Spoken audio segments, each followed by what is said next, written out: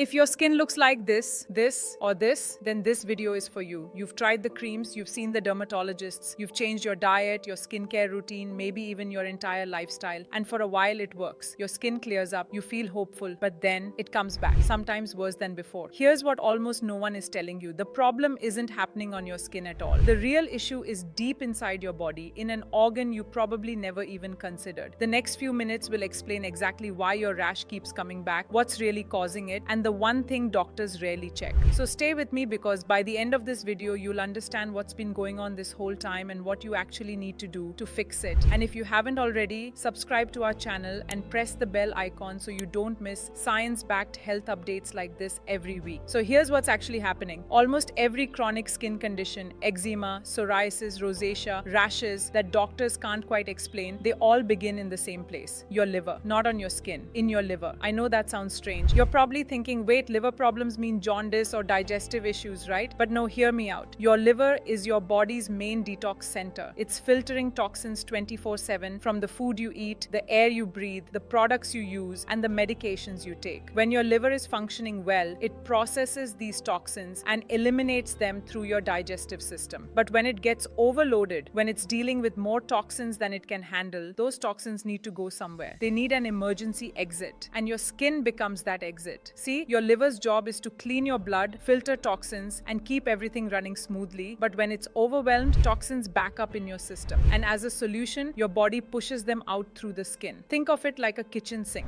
When the main drain works properly, water flows down smoothly. But when it gets clogged, water backs up and overflows onto the counter, the floor, anywhere it can escape. So it doesn't mean your skin is broken, but it means your liver is clogged. And whatever your skin is doing, it's not a malfunction. Your skin is actually trying to protect you. Now, if you are thinking that you don't drink, you eat clean, then what's overloading my liver? But there are certain things that you're exposed to daily, and they are causing your skin to react. These can be heavy metals from contaminated food, water, copper from old pipes, mercury from fish, dental fillings, pesticides on food cleaning products, air pollution, medications like antibiotics, and modern scans can't detect this buildup. What doctors can't see, they can't treat. That's why you keep getting vague answers from your dermat, like it's autoimmunity, genetics, or idiopathic. And when your liver is already toxic, it creates a perfect home for viruses, especially Epstein-Barr virus, EBV. It never leaves your body. It goes dormant in over 90% of adults, just waiting. And when your liver becomes overloaded with metals, EBV becomes active and starts feeding on them. Different viral strains prefer different metals. Some feed on copper, some on mercury, some on aluminum. And when viruses feed on them,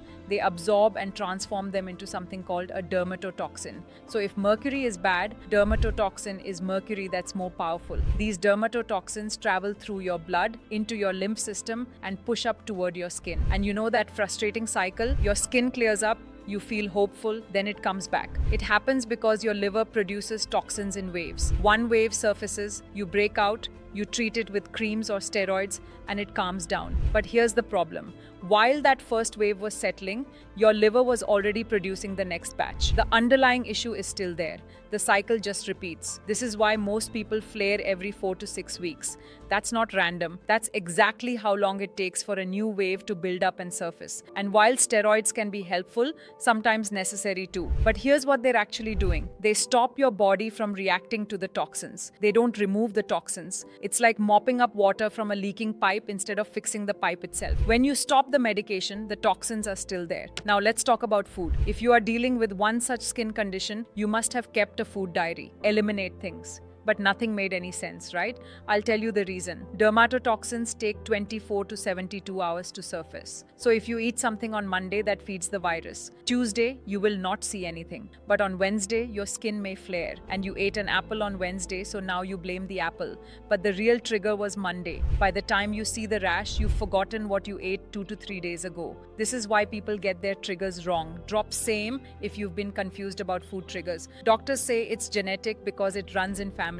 Guys, it's not your genes, it's inherited toxins. Your great-grandmother was exposed to DDT sprayed on everything. Those toxins entered her bloodstream. When she was pregnant, they passed it to your grandmother, then to your mother, then to you. You inherited decades of industrial pollution through the bloodline, not through DNA, genes you can't change. But toxins you can remove. So now I'll tell you how exactly to remove toxins from your body so that your skin and body can heal. Number 1, stop overloading your liver. As we now know, your liver is where this all is coming from. So giving a break to your liver is the first and crucial step. Eat at regular times because your liver loves routine. Eating at the same time helps it plan its detox cycles. Avoid constant snacking to give your liver a break between meals. And keep your dinner lighter and earlier. Your liver does its deepest repair between 1 and 3 a.m. and heavy late night meals may interrupt this. And add liver supporting foods to heal your liver. You can have bitter foods like bitter gourd, fenugreek, leafy greens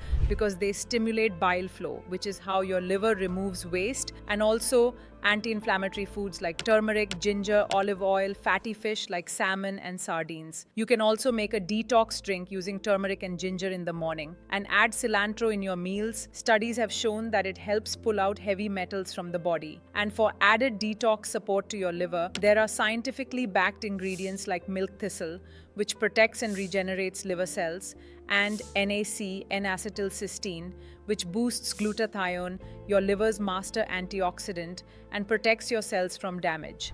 And you can get these in combination in our liver detox formula. I'll add the link in the description below for you check it out. People in our community have got their pigmentation, dullness, and even eczema better with this one approach. Next, reduce or eliminate inflammatory foods like dairy, choose plant-based alternatives like almond or oat milk, and then eliminate gluten or refined flours. Choose sourdough bread instead of white bread or gluten-free flours like millets, buckwheat, etc. Skip anything that has a long list of ingredients. There are high chance it's ultra-processed. With these simple steps, you're simply creating space for your body to heal. And honestly, many people notice a difference in the first week itself. And along with all this, sleep and stress management. Sleep is when your liver does its deepest repair work. Between 1 and 3 a.m., your liver is in detox mode. If you're not sleeping well, healing slows dramatically, even if everything else is perfect. Chronic stress keeps inflammatory signals running high in your body, which directly worsens skin conditions. So,